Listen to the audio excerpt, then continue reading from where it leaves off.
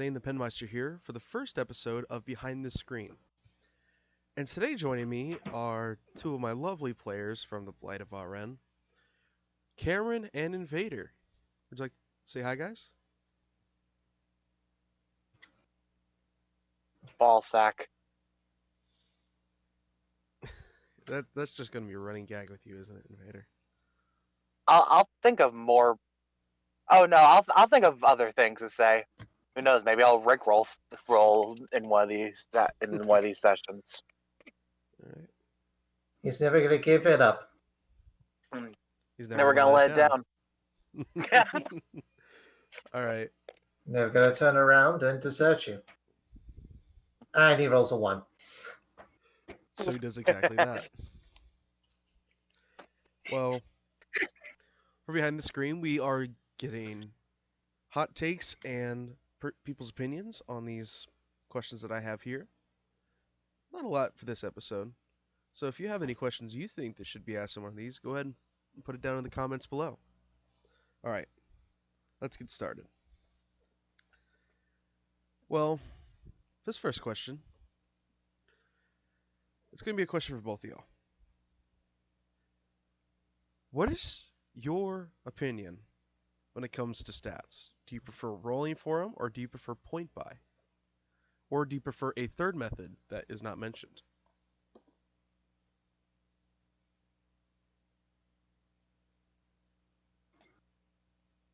I'd have to say rolling for them.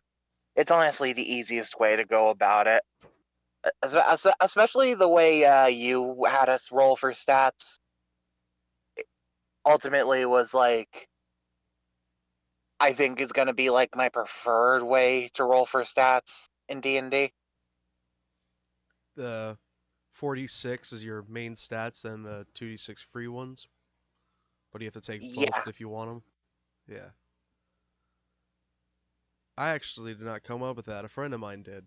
My very first campaign, and he showed me that. I thought that's how stats were done for a very long time until I learned to point buy.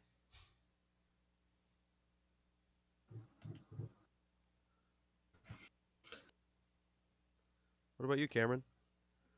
So for me, I am perfectly okay with both, actually. My thing is, so what I tend to do is, if players are new to D&D, I actually go with point buy first. So there's tools online that you can find to do this with, that do the point buy for you. And then I let them put the stats where they would like it, simply because if they have an idea of what kind of character they want to play, then I can't see why they can't do the point buy for that. Mm-hmm.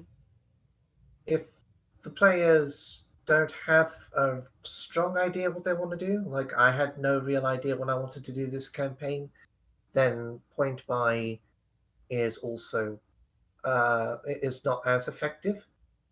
So the die rolls there really work, because then you get a rough idea of once you've got the rolls, you can kind of go, okay, maybe I'll do this stat and then see what happens there.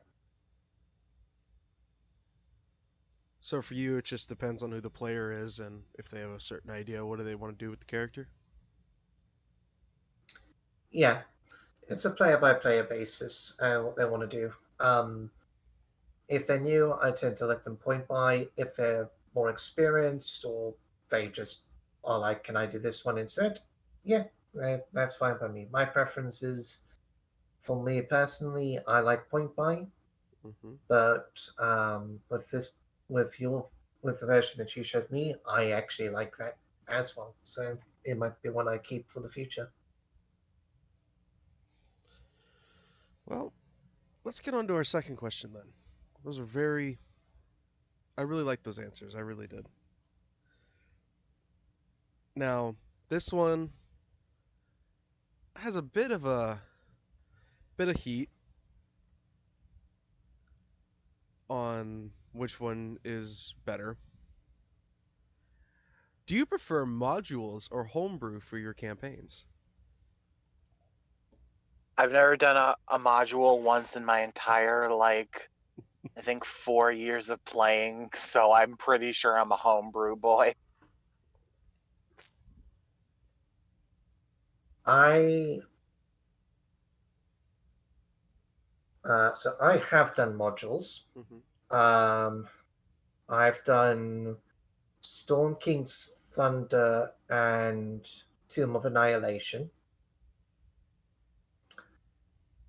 and my personal opinion is modules are okay, but I my problem with how the modules will run was that there was too much railroading and rigidness to it.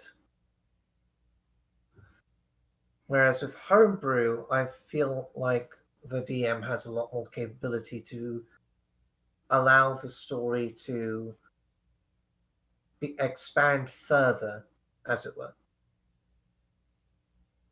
Okay. I got a follow up question for you then. How do you think it'd be wise to take just pieces out of a module and then insert it into a homebrew campaign?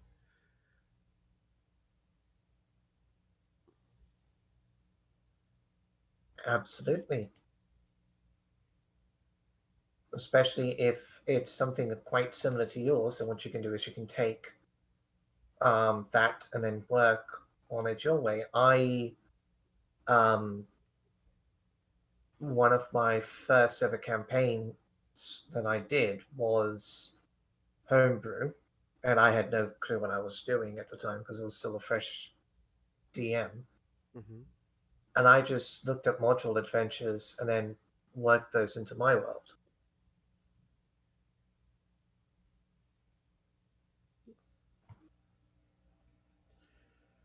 All right. Vader, I have a question for you. Yeah. How do you decide how you want to build your characters? Like, how do you decide how you want their backstory to be? How do you decide what race and class you want to be? For racing class, I typically just like do like a spin the globe, put my finger on like a country, and be like, "That's where my vacation will be." I just flip randomly through pages, being like, "Okay, I will be a tiefling rogue." Um, so that's half a joke. How I typically go for: Am I in the mood for playing a race I haven't played or a race I have played? Because my first ever race was a half orc, so like I tend to think, do I want to be a barbarian again, or do I want to try to mix things up and play something different? Mhm. Um, how I decide their stats is I write the backstory first in my head, and then I make their stats to make sense with their backstory. Like like this character was raised by a scientist, but they more prefer nature and stuff. So they would have a slight high intelligence, but I feel like they would more focus on strength. Yeah, I could see how having your backstory first would help out with determining stat placement. Yeah, I look at a character and would this character have high? Would this character be smart, or would they be as dumb as shit in the sun? Now, for me, it's actually the complete opposite. I like to decide where I want to put the stats first, and then I'll write my backstory around where I put the stats. So let's say they don't have a really high strength, but they have a really high dex. They were born with a more frail body that was more flexible and dexterous. That's how I would write it in. But I do You see see that? how writing the backstory first could help too. You see that's a smart way to write. But the reason I do it that way is solely because I think of the character and their personality first. and so like writing them is naturally my always my first step. Hmm.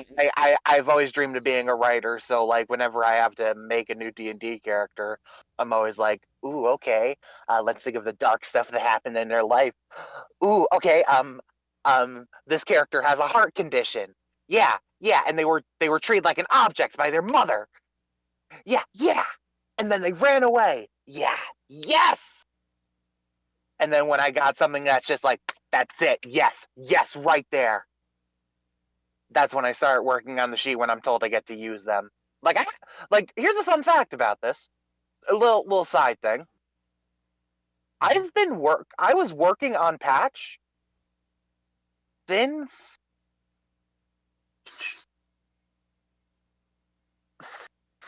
3 years, I believe.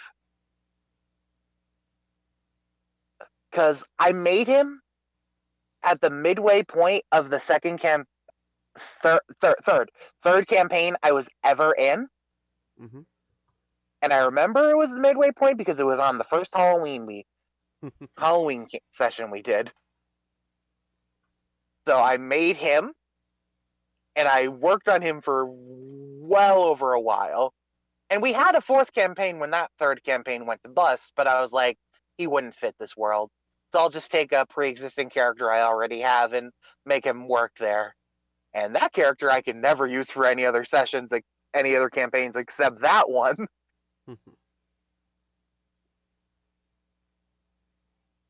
So yeah, that was a long-winded one. Apologies. It's perfectly fine. Now, Cameron, you mentioned you DM'd before. What made you decide to take that jump into DMing instead of being just a player? I am a flagrant narcissist. No, no. I am a big storyteller. I love telling stories, and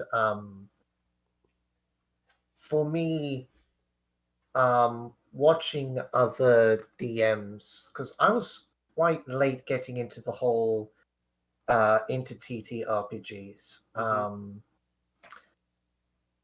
but telling stories with friends, and then getting into theatre school, I wanted some form of release, and then I started getting into D&D, and that I D&D wasn't actually my first game. It was actually, gosh, what was my first TTRPG? I think it was actually Blades in the Dark, which is a really good game in its own right. And then from there, I wanted to try my hand behind the screen and found that it was perfect for me because I make Tolkien look like C.S. Lewis when it comes to world building. Um,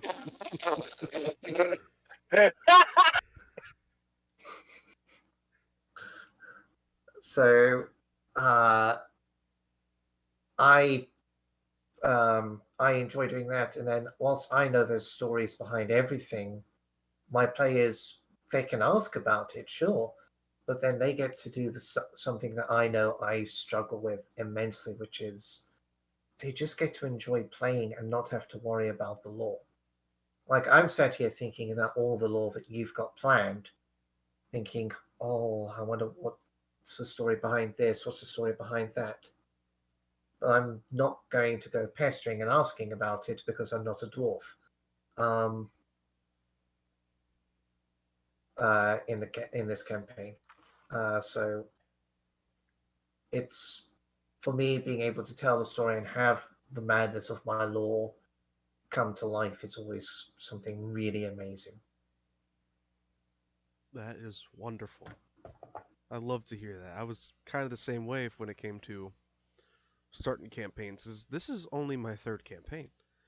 I did my first campaign last year, and it only lasted a couple sessions, but I was just I love to tell stories, yeah. And I decided, you know what? I'm gonna go ahead and take that leap. And so I have a follow up question for you. How did you prep for your first D&D session as a DM?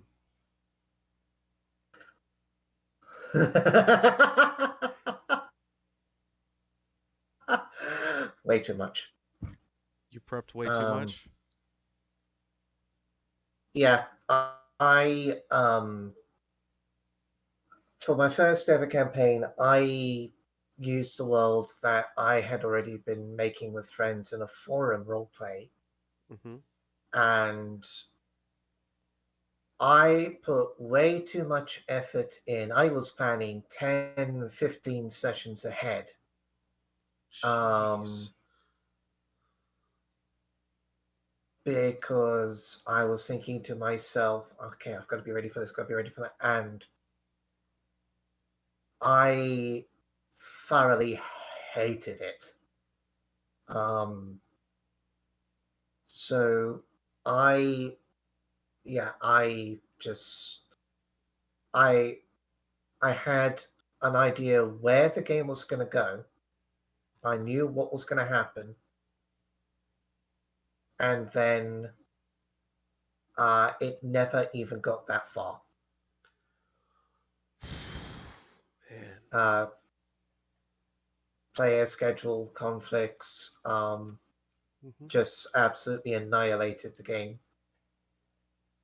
And I think we only got we did maybe 5 sessions, and of the amount that I had planned, I was thinking we were what I thought was going to be 10 sessions would have probably worked out to about 20 actually, with the pace that the players were going at. Speaking of planning in the pace y'all were going at, what I had planned for our session one, we didn't even get halfway through. But now that I know y'all's pace and how you go through it, it's helping me plan better for the next session after that. And it's crazy. All right, I got another question for both of y'all. And Invader, you've actually partially answered this one already. How do you go about picking the backstory for your characters? I let the ADD take hold and work from there. I let my ADD and autism just go wild. I was like, take the wheel, baby. You go for it. But on the serious answer, I tend to think of their design first. I think here's how it works in my brain. I think of a blob of clay and I shape them. This is gonna sound like such a pretentious art student way to word it, but it is how my method. I take the clay and I mold it into a character, and I think, oh, I like this. Now, little details here, a little there. Now that is a pretty character. Now, why would they look like this? Why would they have this thing on their body? I keep using the character who had a fucking pacemaker, but why do they have a scar on their chest? Why are they always topless and only wear pants? Why is their hair a fucking hair of holding? I like that little call. I like that little callback. It's both a callback and an actual thing my DM let me do with that character. Fun fact. I had a running gag where I would just put stuff in her hair. My DM just let it slide. I put everything in her hair, and that was where she kept her stuff.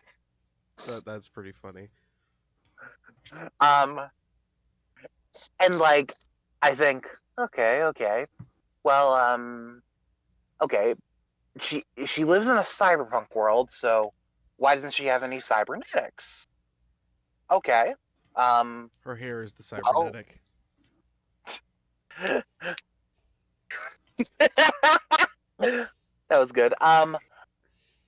Okay, she grew up in a rich place.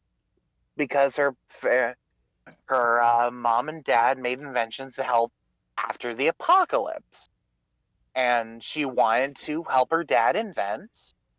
But after she got marked with that heart condition, her dad never really wanted her help, and her mom just used her condition to sell products. So she ran away to find her own path. Okay, okay, and that's where the star comes in.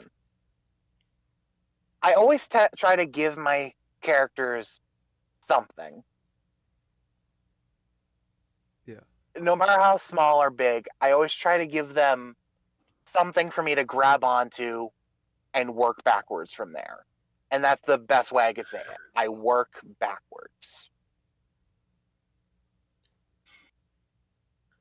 What about you, Cameron? Um, I so when it comes to creating a character story, first of all, I need the. For me, I'm when it comes as with D&D, um, I will choose the race and class first, and then using that, I will then go, okay, what, why, my character is, so for an example, previous character of mine was a third bowl cleric, Mm-hmm. before Tanis and Jaffe made it cool. uh, and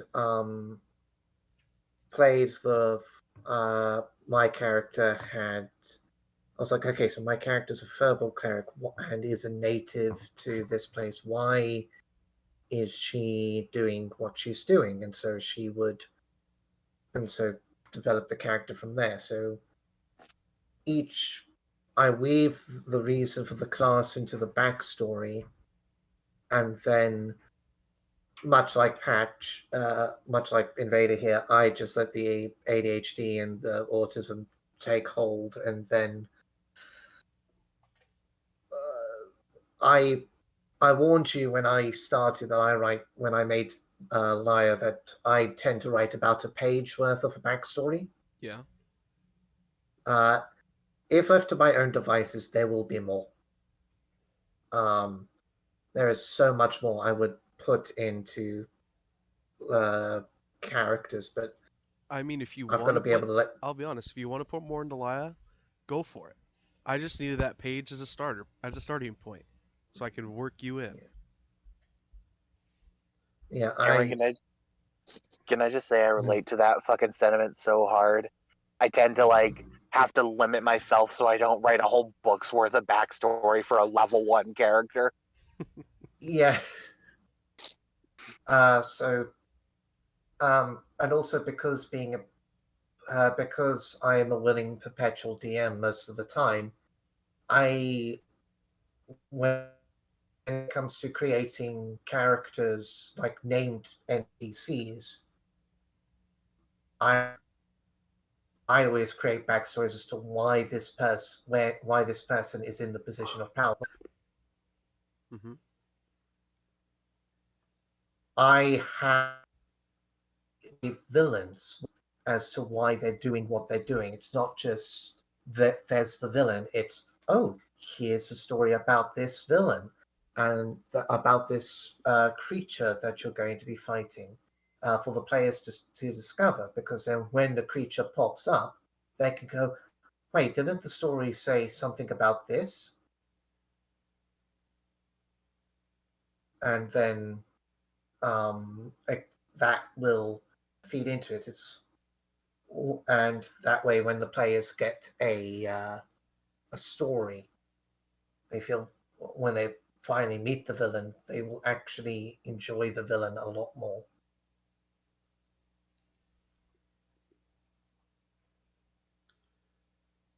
All right. That I actually don't know how to respond to that. That was amazing. Now, let's get into something a little more superstitious. What quote unquote superstitions do y'all believe in when it comes to D&D? Like, do you believe in your good dice, bad dice? Do you believe in having a certain set for a character? Stuff like that. Don't touch Will Wheaton.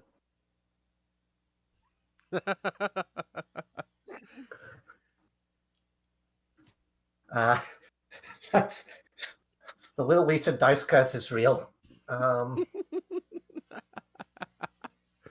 I have seen it work. That's pretty funny. Um, Superstitions. Always be worried when the DM rolls dice. Even if they're just playing Yahtzee Uh, back there while you role play. yes. One of my favorite tactics to use as a DM is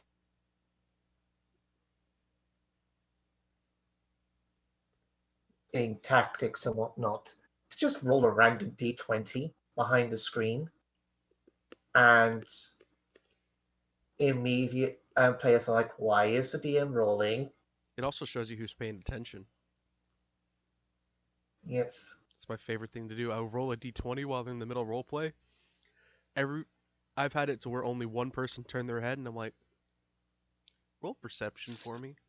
I didn't have anything planned, but I just wanted to scare them. My DM did that to me in the middle. I laugh at this in the middle because like in the middle of me and my friend's character, like, having like this like sweet talk because like we want to have these characters get together. And Mm-hmm. we're in the middle of a sweet talk and she rolled the dice and it's like, and I really care about why did you roll? D, I really care about you. You're one of my best. Why the fuck did I hear a dice? Oh, just checking for something. Don't worry. I'm gonna fucking worry. I will stress it is something that needs to be done correctly. It can't be overdone. But when the time you as a DM you'll know when the perfect time is. And sometimes you won't, but If it's in person, like once every 3 to 4 sessions, just to throw them off works perfectly. um, At least that's from my own experience from the previous 2 campaigns I DM'd. um, another superstition I think I believe in definitely is always keep an eye on the rogue. You hear that, Patch? I regret nothing.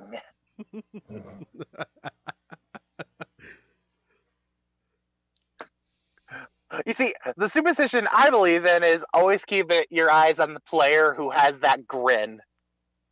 That shit eating grin whenever they walk in. So you're trying to keep an Well, eye on that yourself this time, Patch? I was literally gonna say that. I'm the player that has the shit eating grin every time I walk in. yeah. If if you can't see a player with a shit-eating grin, it's you. Yeah. I'm pretty sure anyone who plays a rogue is always the one with a shit eating grin.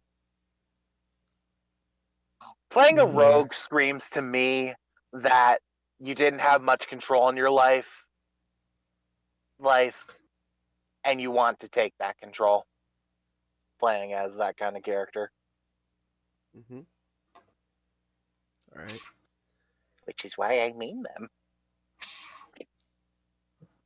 All right. How about this? How do y'all feel about playing a spell in our campaign, The Blight of Varen? Every one of you can at least cast spells. How do y'all feel about being in a spellcaster heavy 6-man party?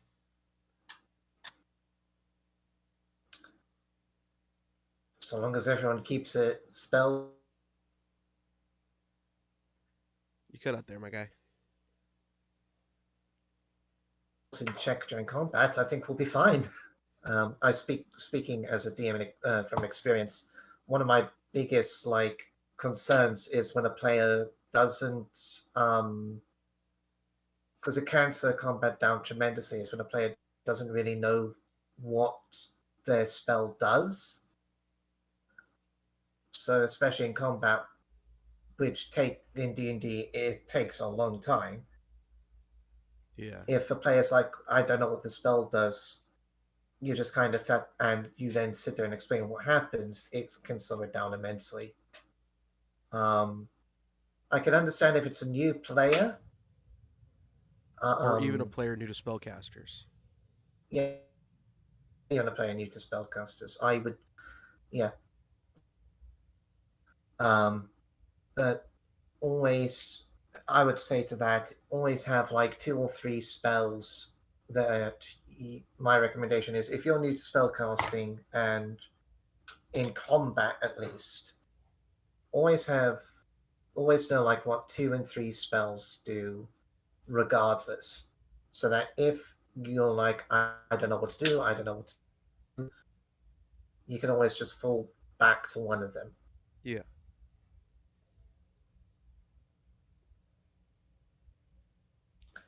And what about you, Patch? How I you think it's feel going to be about the? very interesting. Oh, sorry. Go right ahead. I'm. I was just going to say I feel very. I'm very interested to see how this spell casting heavy party goes. I'm kind of curious too, to be honest. Patch, how do you feel about the party being heavy on spellcasters? Makes me feel more confident, to be honest. How so? I mean, I've never really used magic much in campaigns. I mainly rely on bonus actions and weapons. Yeah. Um, but like much like every character, I always try something new. So I am genuinely trying something new with Patch and utilizing more spells, which these past like episode 2, which rest in peace the files for that one, Yeah. Rest in didn't peace. go as planned. But hey, I'm still looking forward to like doing something more with the magic system in this game that I never really get to use. That's where I stand. And did the party having a heavy spellcaster count sway you on choosing Arcane Trickster for your rogue? No, I thought it would make more sense for his story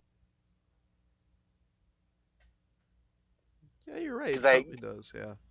I didn't hit me how heavy on spellcasters we were until after I set him up as an arcane trickster. Everyone's at least a partial caster. Mm. We got the Wizard Artificer. We got the Wizard Artificer. We got the Druid. We got the Warlock. We got the Bard. We got you, the Arcane Trickster Rogue, and we got the Paladin.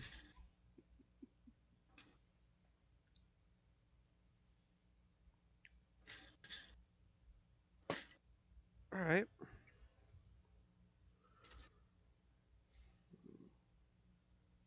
Oh, here's a question.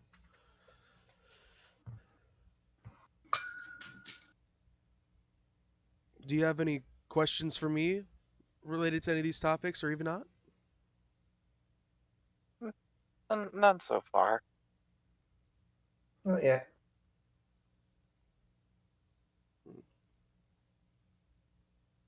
Okay, I've got one. Do you believe in only owning one set of dice, period? One set of dice per character, or having a fuck ton of dice?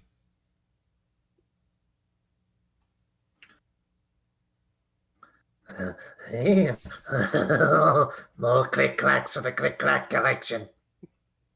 Dice Goblin, got it.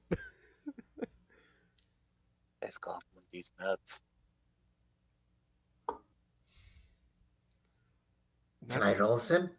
and that's why I usually call them Dice Gremlins, so no one can make that joke. 'Cause that joke's never gotten old. It's the same vibes as that one Futurama scene. It's like, sorry, Fry, scientists voted to change the name of that planet eons ago so people would stop making that stupid joke. Oh, what's it called now? Your rectum.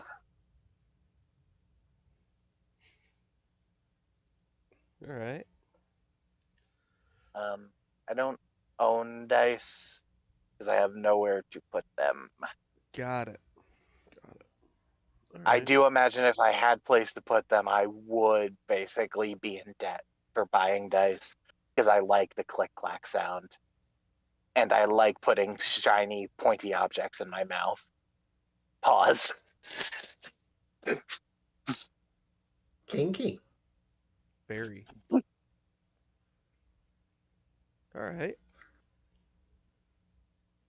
Now, Cameron, as a DM, do you prefer to do milestone for your characters or do you prefer to do XP for your characters for their level ups? Milestone. Milestone for me is just so much easier. Um, because that was probably my biggest complaint with how my DM ran Tomb of Annihilation. So I didn't run it, I was a player in it. Mm-hmm. When we got, we were too low level for the actual tomb itself. Um, so we had to basically run around the jungle farming XP uh, until we could be high level enough to to get into the city and into the tomb as far as the module was concerned. Yeah. And I hated that. Um, and so did the DM because it was getting repetitive. So he ended up giving us a ton of XP to get us to the level. Um, I think milestones just a lot better because I treat milestones as sort of like chapter ends. So that way, when it comes to players, I can go, okay, this chapter has ended. You get a level up as a reward, and then um, that way we can have a bit of a calm session to like a denouement session for that specific part of the adventure, and then we can have, and then the next couple of sessions are setting up for the next part of the adventure. Yeah, I completely understand you on that. XP can be a little too gritty and slow. I don't think I've ever met a single player in my entire life, either from my own table or just people I've met randomly, who like XP based. I've only ever met people who prefer milestone. XP is not bad if it's done right. And it's only for certain types of campaigns XP is really good for. Let's say you have a multi-year long campaign. XP would be better because it levels you up slower and lets you enjoy the game longer. You feel what I mean there? If a I campaign's only guess. going to be like 10, 20 sessions, milestone's perfect for leveling up. But if it's going to be spanning on for years and years and years and you're starting level 1, XP, if done right, really does work pretty well. But you have to have the experienced DM to understand when sometimes you have to fudge the numbers on the XP, and you have to have the players who understand, okay, we can't just charge in on everything. We have to actually think and work what we can and can't do. It's good in some scenarios, but I do believe Milestone is better. Plus, you can use milestone to scare fucking players. Say you just got through a dungeon, you're at the final door, and you're like, and I'm gonna have all of you level up right now. I'm sorry, what? Why are there all these health potions? Why is What? the music stop? Oh wait, there it is. Why is the music changing? That's a lot of Why is this bass. room? Why is this room so big and cavernous? Why is it a circle? Why is there a bunch of chests along the walls? What's with all these good items that'll increase my spells and magicka? Why is there a level 20 NPC with us? We're only level 4. Why has this NPC been scarily well written as well compared to a bunch of other NPCs that we encountered along the way at this point? And why is he telling us about his like dying daughter and like how it's been an honor to fight with us? What the fuck? Oh no. Why is, it, why is there a guy just standing ominously in the middle of the room? And why did he start chuckling? Why did the doors close behind us? What's with the violins?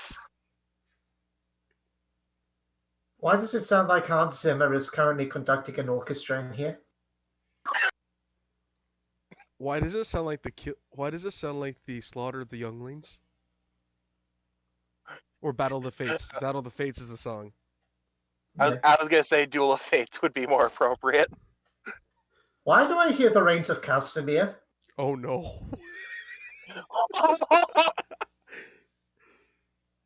Gotta love the gotta love that one.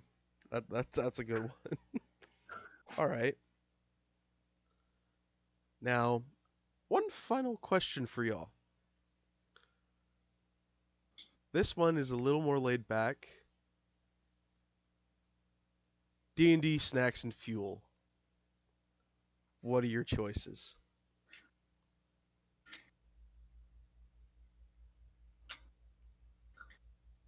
Ooh. What gives you the fuel to keep going in that long 12-hour session that you just need to power through? Arizona green tea. Um, a carbonated beverage that is associated with the color red. Um, Made from the coca leaf? Or it used to be? it's a, yeah. It has Used to be a hair Volsperm in it. tonic. Okay, got it. Um, the and then normally when I end up playing games, I end up playing them at dinner time. So often it will be takeout. Um, Generally 9 times out of 10 it will be pizza. Um, or Chinese, one of the two. If it isn't, and I do need snacks, there is a specific type of like beef jerky.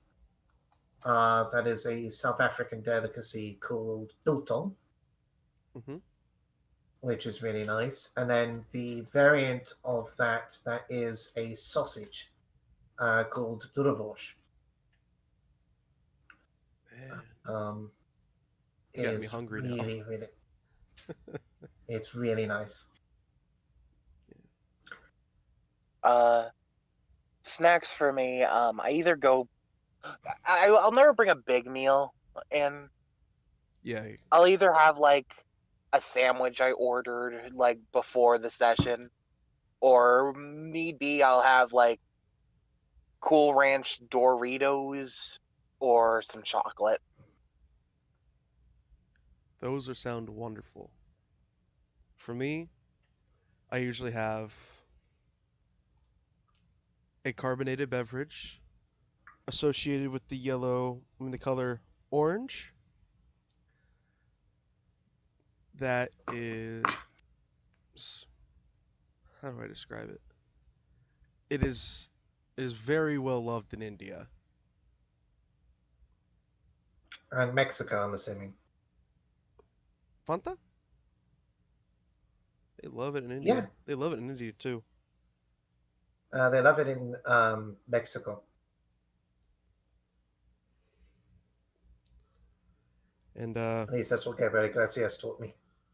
oh yeah, it's loved in Mexico too. And he told me it's loved in India too. Same source. But for snacking, like if it's just like nibbling on something here and there, I got mixed nuts with raisins and some chocolate, some dried fruits. If it's for a very long session, I usually get some Hawaiian food. Or yeah, I'll get Hawaiian or I'll get a pizza. You know, stereotypical pizza. When I was, this is super unrelated, but you saying Fanta reminded me. When I was a kid, I used to think it was pronounced Fantana. And people would like say it's not pronounced that, Invader. It's pronounced Fanta. And I'm like, no, it's pronounced Fanta. Y'all are stupid. It's Fantana. If it was Fantana, there'd be an extra A. Looks at it. Fuck, you're right. My grandmother, and my grandfather never corrected me. That's kind of funny. Well, on that note, So everybody. now, oh, Oh, go ahead. no, I was just going to say, I now want to sing a version of Santiana to that. Well, on that note, everybody, that's the end of this episode of Behind the Screen. I'd like to throw a quick shout out to Invader and Cameron for joining us today. Thank you very much, guys.